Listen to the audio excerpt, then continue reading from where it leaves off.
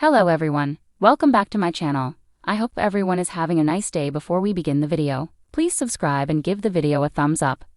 This website utilizes technology such as cookies to enable essential site functionality, as well as for analytics, personalization, and targeted advertising. To learn more, view the following link. The Bold and the Beautiful will celebrate 38 years on the air on March 23, and has released a brand new cast photo exclusively on TV Insider. Bradley Bell, the executive producer and head writer of the show, grew up with television playing a pivotal role in his formative years. His parents, the late William J. Bell and Lee Phillip Bell, were the co-creators of The Young and the Restless and B&B, and Bill Bell had been the head writer at Days of Our Lives prior to that, so soaps were undeniably the family business. "We never sat at the dining room table," recalls Bell. "There were always trays in front of the TV, where we would watch the VHS tapes that were mailed special delivery to Chicago, where he was raised. As a kid I was watching Days of Our Lives until the age of 9 when Young and Restless was created, and then we were watching all of those together. To hear my dad do his editorial while the show was on was just an incredible opportunity to absorb it and either feel like, oh my gosh, I'm getting this, or I need to run from this, and from an early age it clicked with me. I love television, and I love soaps." One of the soaps he loved, however, was on a competing network. "I was a big All My Children fan," Bell confides. "I can say that now that my dad has passed away, but I told him once and it did not go over well. He was very upset. But when I was in college, I would look at all the other shows.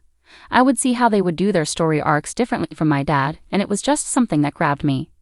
So when his parents began creating B&B in 1986, Bell was firmly on board to be a part of the new endeavor. "I remember the whole casting process at the end of '86 and early '87, before we premiered on March 23 of '87, he says.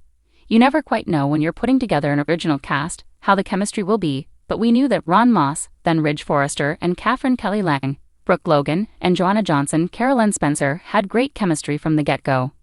The hiring of Susan Flannery, Stephanie Forrester, who had previously played Days Laura Horton when Bill Bell was the head writer of the show, took place at the famed Paula Lounge at Beverly Hills.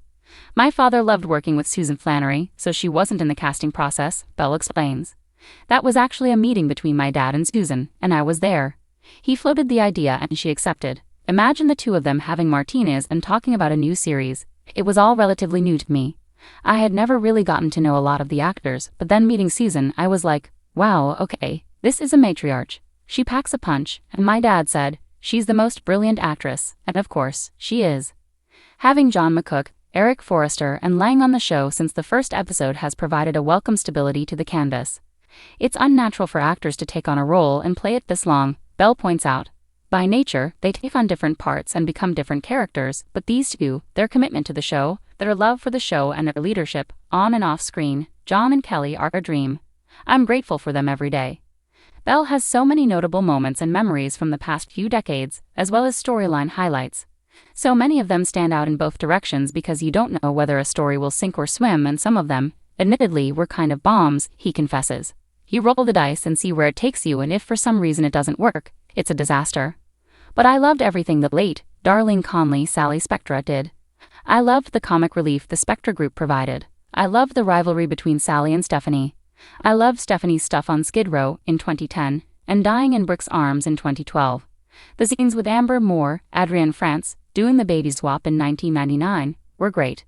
The addition of Jacqueline Maxins Wood as Steffi Forrester in 2008 turned the show upside down, and she is an incredible actress, a wonderful person to work with, and so talented, as is Annika Noel, Hope Logan.